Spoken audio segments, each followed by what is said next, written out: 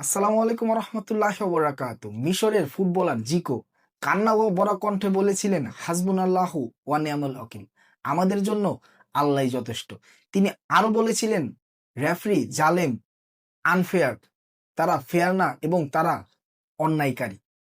এই যে তাই সে বর্দটা দিল, সেই বর্দটা কি আর্জেন্টিনার লাগলো? আমার কাছে তো এমনটাই মনে হয়। আপনি দেখেন, বিশ্বকাপ ফুটবল শুরু হওয়ার প্রথম থেকেই কিন্তু ফিফা এবং রেফারিরা একের পর এক সহযোগিতা করে যাচ্ছিলেন আর্জেন্টিনাকে, এবং তাদের দায়িত্ব হয়ে গিয়েছিল কিভাবে আর্জেন্টিনা বা মেসিকে ফাইনাল পর্যন্ত নিয়ে যাওয়া যায়। কারণ স্পন্সরদের সবচেয়ে ব্যবসায় সবচেয়ে বড় পণ্য ছিল এই লিওনেল মেসি, এবং তারা কিন্তু সফল। তারা ফাইনাল পর্যন্ত মেসিকে ঠিকই নিয়ে গেছে। একটা জিনিস খেয়াল করেন, ৪৮ দলের টুর্নামেন্ট, প্রথমবারের মতো সেই টুর্নামেন্টে তারা নিয়ম করলো যে র্যাঙ্কিং এর ১, ২, ৩, ৪ এই ৪টা টিম যদি গ্রুপ পর্বে চ্যাম্পিয়ন হয়, তারা সেমিফাইনালের আগে কোনো টিমের সাথে মুখোমুখি হবে না। এবং সেই প্ল্যান কিন্তু সাকসেস। র্যাঙ্কিং এর এই টপ লেভেলের ৪টা টিমই কিন্তু সেমিফাইনালে উঠেছে, এবং ফাইনাল মানে সেমিফাইনাল পর্যন্ত আর্জেন্টিনার কিন্তু কোনো বড় মানে টিমের সাথে মুখোমুখি হতে হয়নি। তারা মুখোমুখি হয়েছে ছোট ছোট টিমের সাথে। র্যাঙ্কিং এর ২৮ নাম্বার দল অস্ট্রিয়া কিংবা জর্ডান, তারপর সুইজারল্যান্ড, এই সমস্ত দলের সাথে মুখোমুখি হওয়ার পরে তারা সেমিফাইনাল পর্যন্ত গেছে। যে প্ল্যানটা ছিল যে ১, ২, ৩, ৪ র্যাঙ্কিং এর তারা সেমিফাইনালে আগে কারোর সাথে কেউ মুখোমুখি হবে না। এই র্যাঙ্কিং এর ৪ এর মধ্যে থাকার জন্য আর্জেন্টিনাও কিন্তু একটি নোংরা পথ বেছে নিয়েছিল। গত ২-৩ বছরে আর্জেন্টিনা কি কোনো বড় দলের সাথে ফুটবল খেলেছে বিশ্বকাপ বাছাই পর্ব ছাড়া?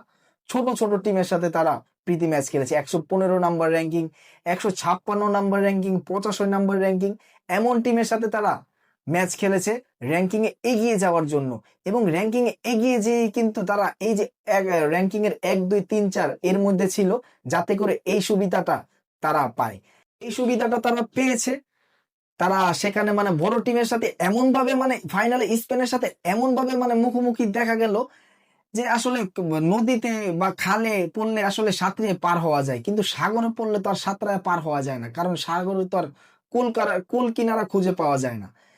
কালকে আর্জেন্টিনার যেই খেলাটা স্পেনের সাথে খেলেছে, এইটাই আর্জেন্টিনার আসলে আসল রূপ। কারণ এতদিন তো আপনারা বাচ্চাদের সাথে খেলেছেন, এত সহজেই বিশ্ব চ্যাম্পিয়ন হয়ে যাবেন?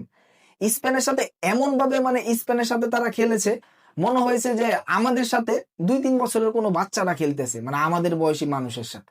এমনটাই ছেলে মানুষই করে খেলেছে স্পেন আর্জেন্টিনার সাথে। আর এতেই বোঝা যায়, ওই যে জিকো, মিশরের ফুটবলার, তিনি যে বড্ডটা অভিশাপটা দিয়েছেন, সেটাই কিন্তু আর্জেন্টিনার লেগেছে। কারণ আপনার কোয়ার্টার ফাইনাল, সেমিফাইনাল এইগুলোতে আসলে বাদ পড়ে গেলে তো কষ্ট কম হতো। এখন আপনি ফাইনালে গিয়ে বাদ হয়েছেন, এখন আপনার ভিতরে কষ্ট বেশি।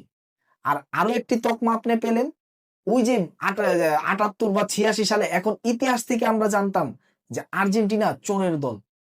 এখন সেটা তাদের ফ্যানরা, ভক্তরা নিজের চোখে দেখে গেল আসলেই তারা এটা।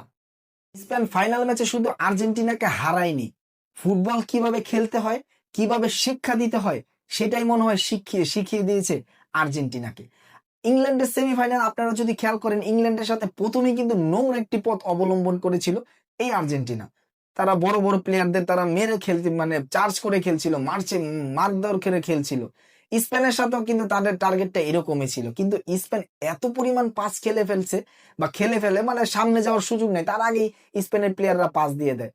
ওই যে বললাম যে সাগরে তার কুল কিনারা খুঁজে পাওয়া যায় না, সাঁতরিয়ে সাগর পার হওয়া যায় না। আর যাকে নিয়ে তাদের এত গর্ব, লিওনেল মেসি, এমনটা মাঝে মনে হয়েছে যে লিওনেল মেসিকে আজকে কেউ খেলাই নেয় নাই বা মাঠেই নামে নেই, খুঁজেই পাওয়া যাচ্ছিল না তাকে মাঠে।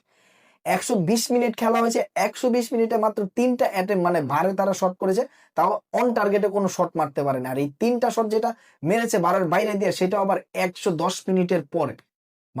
কি একটা লজ্জাজনক হার! ফুটবল ইতিহাসের এত জঘন্যতম ফাইনাল কিন্তু এর আগে ফুটবল বিশ্ব আর দেখে নাই। কথা হয়েছে ওই যে ফার্স্ট রাউন্ড থেকে তো জোর করে বা চুরি করে ফিফা ফাইনাল পর্যন্ত দিয়েছে, কিন্তু এখন আসল রূপ তো ফাইনালে। কারণ ফিফার ব্যবসা শেষ, এখন রেফারিকে বলে দিয়েছে আপনি ফেয়ার রেফারিং করেন। সে ফেয়ার রেফারিং করেছে, আর্জেন্টিনা ফুটবল দলের আসল রূপটা সবার সামনে ফুটে উঠেছে। আজকের ভিডিও এই পর্যন্তই। অবশ্যই জিকোর, মিশরের ফুটবলার জিকোর অভিশাপ লেগেছে আর্জেন্টিনা ফুটবল দলের প্রতি। আর আর্জেন্টিনা ফুটবলের পতন এখন থেকেই বোধহয় শুরু হয়ে গেল। আজকের ভিডিও পর্যন্তই। আল্লাহ যদি আমাকে হায়াতে বাঁচিয়ে রাখে, ইনশাআল্লাহ আবারও দেখা হবে, কথা হবে। আসসালামু আলাইকুম ওয়া রাহমাতুল্লাহি ওয়া বারাকাতুহু।